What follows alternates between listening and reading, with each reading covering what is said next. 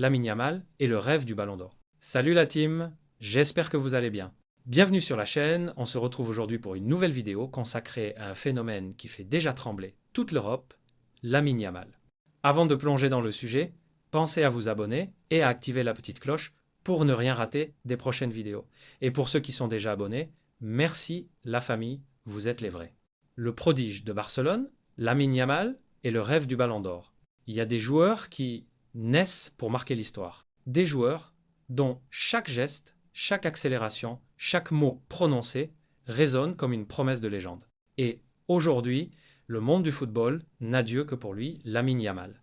À seulement 18 ans, l'ailier du FC Barcelone a déjà bouleversé l'équilibre du football européen. Plus qu'un talent précoce, plus qu'un phénomène, Yamal est en train d'écrire une histoire qui pourrait l'emmener tout droit vers le Ballon d'Or 2025, une ascension fulgurante. Lamine Yamal, c'est un parcours qui ressemble à une fusée. En quelques mois, il est passé du statut de jeune espoir à celui de leader offensif d'un Barça en reconstruction. Sa saison dernière fut un véritable conte de fées. Champion de Liga, vainqueur de la Coupe du Roi, vainqueur de la Supercoupe d'Espagne, et c'est pas tout. Avec l'Espagne, il a brillé sur la scène internationale, offrant but, passes décisives et surtout un souffle nouveau à la Roja. Mais malgré ses exploits, ce qui impressionne le plus, c'est son audace. L'ambition d'un prodige.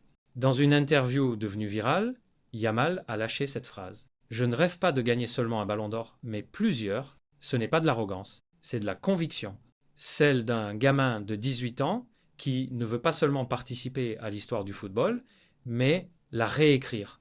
À la poursuite de l'histoire espagnole, si Yamal décroche le ballon d'or 2025, il deviendrait seulement le troisième espagnol à l'obtenir. Luis Suarez en 1960, Rodri en 2024 et peut être Lamine Yamal en 2025. Un nom qui résonnerait déjà comme une légende. Un début de saison déjà étincelant, jetons un œil à ces chiffres.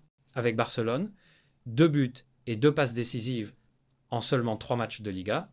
Avec l'Espagne, 3 contributions directes lors des matchs internationaux de septembre. Chaque fois qu'il touche le ballon, il se passe quelque chose. Les défenses reculent, les supporters se lèvent et les comparaisons fusent. Certains le voient comme le successeur de Messi, d'autres comme un Mbappé version Blaugrana.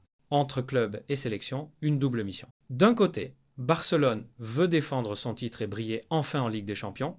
De l'autre, l'Espagne, championne d'Europe, rêve de soulever une nouvelle Coupe du Monde l'été prochain en Amérique du Nord. Au milieu de ces ambitions immenses, Yamal se dresse comme un symbole de confiance et de maturité. Un joueur qui n'a pas peur de la pression, au contraire, il s'en nourrit.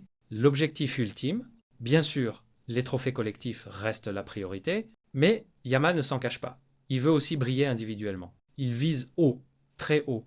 Alors, est-il trop tôt pour parler de Ballon d'Or? Peut être. Mais une chose est sûre.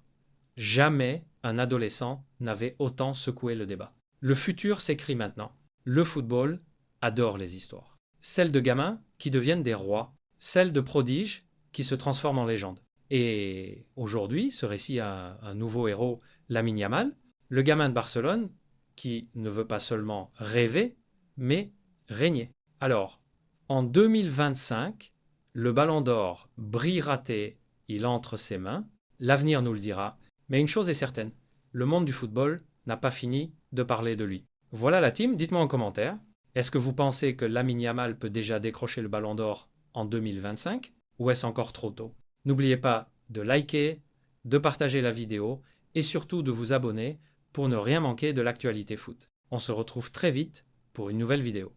Prenez soin de vous et comme toujours, vive le football. Jules Koundé surprend tout le monde avec son choix pour le Ballon d'Or 2025. À l'approche de la cérémonie du Ballon d'Or 2025, le suspense est à son comble. Comme chaque année, les débats s'enflamment, les supporters se déchirent sur les réseaux sociaux et les experts multiplient les analyses pour tenter de deviner qui brandira le trophée doré à Paris. Kylian Mbappé, Jude Bellingham, Lamine Yamal, Erling Haaland, Vinicius Junior, les noms qui reviennent en boucle semblent déjà connus. Pourtant, une voix inattendue vient de redistribuer les cartes, celle de Jules Koundé. Le défenseur français du FC Barcelone, habituellement discret sur ce type de sujet, a créé la surprise en donnant son favori, et contre toute attente, son choix n'a pas porté sur les attaquants stars qui affolent les statistiques. Non, Koundé a décidé d'oser un regard différent, un regard qui casse la logique classique. Un discours qui change la donne. Interrogé par la presse catalane, Koundé n'a pas hésité à expliquer sa vision du Ballon d'Or. Est supérieur à, pour moi, ce trophée ne doit pas seulement récompenser les buts et les statistiques. Il doit aussi mettre en avant l'impact global d'un joueur sur son équipe. Il y a des footballeurs qui ne marquent pas chaque week-end, mais qui transforment totalement le jeu d'un collectif. Un discours rare et presque philosophique qui tranche avec les déclarations habituelles où les joueurs citent leurs coéquipiers ou les évidents candidats. Koundé veut remettre le football collectif au cœur d'un trophée souvent critiqué pour son obsession des chiffres. Le choc des favoris. Mbappé, Bellingham et Yamal sous pression. Difficile pourtant d'imaginer un Ballon d'Or 2025 qui échapperait à l'un des grands favoris. Kylian Mbappé, transféré au Real Madrid il y a quelques mois, affole déjà les compteurs et semble plus que jamais déterminé à décrocher ce titre qui lui échappe depuis trop longtemps. Jude Bellingham, le milieu anglais qui rayonne au Real, reste lui aussi dans la discussion après une saison pleine de buts, de passes décisives et de leadership. Quant à Lamine Yamal, la pépite de 18 ans du Barça, il impressionne déjà toute l'Europe par sa maturité et sa créativité. Dans ce contexte, l'intervention de Jules Koundé fait figure de coup de tonnerre. En mettant en avant un autre profil, il met en lumière un débat oublié. Le Ballon d'Or doit-il rester réservé aux attaquants, ou bien peut-il, à nouveau, consacrer un défenseur ou un milieu au rôle plus discret? Quand un défenseur prend la parole pour défendre les siens, il faut dire que Koundé n'est pas le premier à vouloir élargir le champ. Les défenseurs, souvent éclipsés par les buteurs, peinent à être récompensés dans cette compétition. Depuis Fabio Cannavaro en 2006, aucun joueur défensif n'a soulevé le Ballon d'Or. Avant lui, il fallait remonter à Franz Beckenbauer et à Matthias Sammer pour retrouver trace d'un sacre similaire. Koundé connaît parfaitement cette frustration, celle d'exister dans l'ombre des stars offensives. En défendant un joueur moins médiatisé, il prend implicitement position pour une vision plus juste et plus équilibrée du football. Un choix symbolique, l'importance de l'ombre. L'énigme reste entière. Qui est ce joueur que Koundé a choisi? Les rumeurs circulent déjà.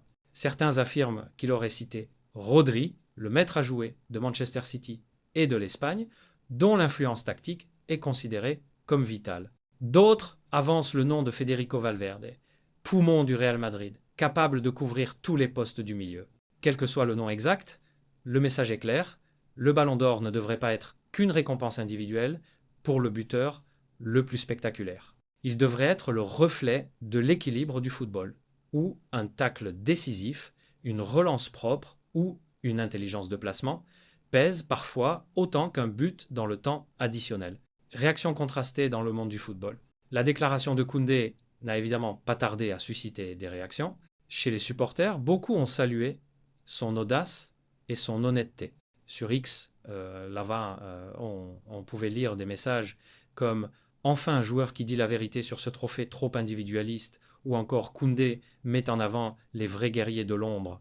Du côté des observateurs, certains restent sceptiques. Pour eux, le Ballon d'Or restera toujours lié à l'émotion et aux exploits spectaculaires. On se souvient d'un but, pas d'une couverture défensive, a rappelé un consultant espagnol. Dans les vestiaires, la sortie de Koundé n'est pas passée inaperçue.